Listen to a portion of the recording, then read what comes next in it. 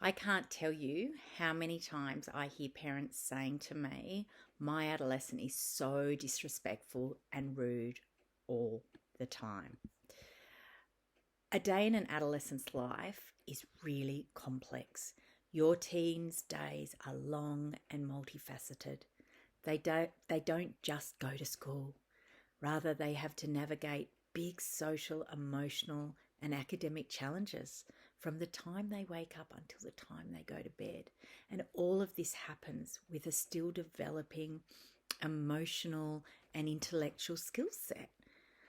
And as such, it's a struggle and it takes a lot of emotional energy. Appearing confident, attractive, acceptable, and normal, whatever normal means to your teen's peer group, are priorities for our young people. And when your young person returns home, you are their crash zone.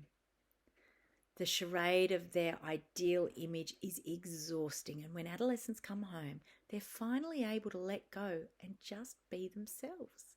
They come home seeking interaction, though not necessarily in the form of a chatty, pleasant sort of way. When they're stressed and overstimulated, their communication with us parents and their siblings can often feel like an attack. And when your adolescent uses you as their crash zone, remember that this is in fact a demonstration of your utmost importance in their life. The people who they feel safe to do this are those who they inevitably love the most, and at heart, those they most want to please. Disrespect often indicates a crisis in our young people's ability to cope. So when your teen treats their loved ones disrespectfully, it's often the result of their partially developed coping resources. When we see our teen's rudeness for what it really is, a developmental hurdle and a crisis of coping, we're so much more better able to manage it assertively and to view it as a coping crisis. A coping crisis is what's happening for them in those moments when your requests are met with rudeness or a blank look or a dirty look, emotional or physical withdrawal, or a really confused or hostile facial expression. What you interpret as disrespect may in fact be an adolescent behaving rudely because they are overwhelmed or mentally and physically exhausted. Think about the last time you were rude, short, or dismissive with someone. Chances are you were feeling exhausted or emotionally fragile. And it's very unlikely at that time that you were feeling resourceful, empowered, clear, or capable. For young people, a request that's met with disrespect is often the result of overwhelm. Look at the situation beyond face value. Poor coping doesn't excuse rude behaviour. However, poor coping drives rude behaviour. And rude behaviour typically has nothing to do with respect. So, how do we deal with a coping crisis in our young people? It's big. A coping crisis doesn't mean you as a parent have to accept your teenager's rudeness. If a young person is having a coping crisis, it's really important to respond with awareness, empathy, and understanding. Effective communication avoids battles and allows the message to be delivered effectively. Often angry parents will focus on small details and nitpick, and they're the small details of a larger picture. For example, being late home or leaving a mess in the kitchen, or that we might have been spoken to in a whiny or rude tone. However, when we fixate on the small details, we face the problem of continually battling against our teen's symptoms rather than engaging with their core problems. So failing to see the context within which our teens act out can lead us to angrily lashing out at our teens. We don't want to be hurtful and cruel to them. I sure don't want to be that way with my kids. And so it takes a lot of acknowledgement that they're struggling. So by looking at the larger picture, you're more able to remain calm and to manage the situation effectively.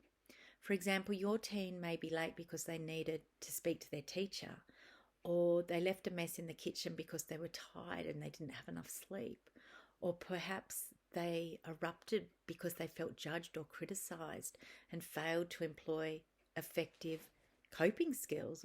Or like my adolescent today, they're stressing out about their trial HSC and they're more irritable with us. The act of acknowledging these bigger pictures doesn't mean that we condone inconsiderate or rude behaviour. Rather, we're acknowledging the possible cause of their behaviour so that we can manage the situation effectively and without conflict. By having this cognitive flexibility, we're able to nurture a positive relationship with our adolescent and keep the mutual goodwill alive. Sudden changes in an adolescent's mood are indicative of their struggle to cope. We can picture coping, or I guess we could picture it as a reservoir. In teenagers, the reservoir is still very small and is being filled with more water as they mature towards adulthood. Imagine the effect of dropping a rock into a tiny teenage reservoir of calm. The result can be shocking.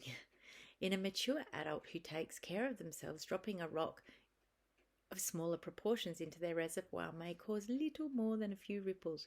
But with your teenager's mood, and when it's utterly displaced by what happens to be an insignificant comment or event, remember that the propensity for calm is an adult trait and it's still developing in them.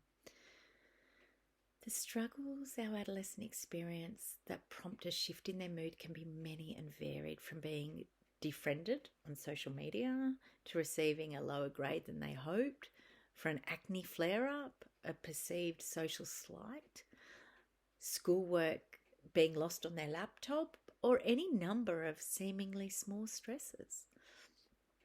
By being compassionate with our teens while holding them accountable for their disrespectful communication, we help them to fill up their reservoir of calm.